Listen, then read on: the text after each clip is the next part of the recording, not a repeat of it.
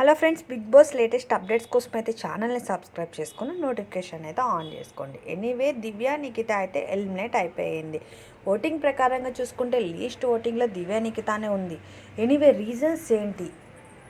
Big boss house నుంచి direct eliminate అయిపోయిన తర్వాత దివ్య నిఖిత బిగ్ బాస్ బజ్ ఇంటర్వ్యూకి అయితే వెళ్ళింది. బజ్ ఇంటర్వ్యూలో శివాజీ గారితో ఎవ్రీ వీక్ జరిగేదే ఇంటర్వ్యూ అనేది ఎవ్రీ పర్సన్ ఎలిమినేట్ అయిన తర్వాత బిగ్ బాస్ బజ్ ఇంటర్వ్యూలోకి అయితే వెళ్తారు. ఇంటర్వ్యూకి వెళ్ళిన తర్వాత వాళ్ళు అడిగే క్వశ్చన్స్, దివ్య రియాక్షన్ ఎలా ఉందనుకుంటున్నారు మీరైతే? ఎనీవే, దివ్య వచ్చిన కాడి నుంచి బాండింగ్స్ అది ఇదని చెప్పంటున్నారు. జలస్ తనుజ చెప్పిన వర్డ్స్ కూడా అదే. బర్నీ గారితో వాళ్ళిద్దరూ తన యాక్చువల్లీ అంటం కూడా డైరెక్ట్ బ్రదర్ అనే అంది, బట్ షోలో కూడా మనం అబ్జర్వ్ చేసి ఉంటే కానీ వర్డ్ టాపిక్ అయితే ఎక్కడికో వెళ్ళింది. దాని గురించి ఇప్పుడు మళ్ళీ ఇంటర్వ్యూలో కూడా ల్యాగ్ అవుతుంది.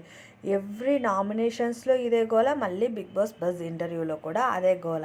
ఎనీవే, దివ్య అయితే ఒక ఎక్స్ప్లెనేషన్ ఇచ్చింది. మేబీ నా సైడ్ అంటే నేను అంత ఇన్వాల్వ్ ఏం అవ్వలేదు, వాళ్ళిద్దరికీ గొడవ పెడితే నాకేమొస్తుంది అని చెప్పి అయితే గట్టిగానే మాట్లాడింది. కానీ ఇదంతా క్రియేట్ అవ్వడానికి రీజన్ తనుజానే అంటారా?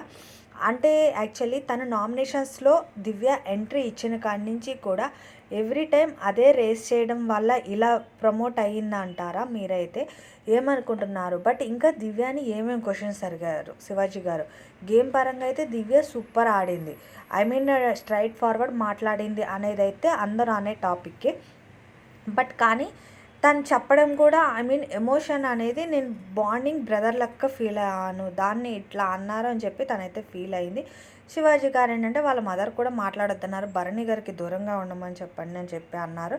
తనైతే ఇంకా బజ్ ఇంటర్వ్యూలో కూడా ఏడ్ చేసిందని చెప్పాలి. నాకు తెలిసి తను చాలా తక్కువ ఏడుస్తుంది.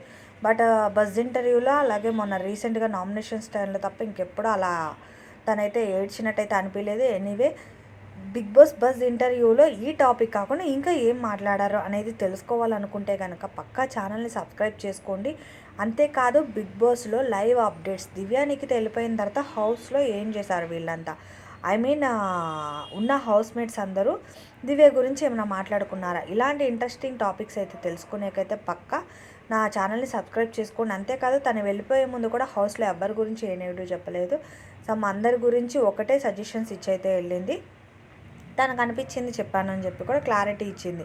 ఎనివే, మీకైతే ఎలా అనిపించింది? దివ్య నిఖిత వెళ్ళడం కరెక్టే అంటారా?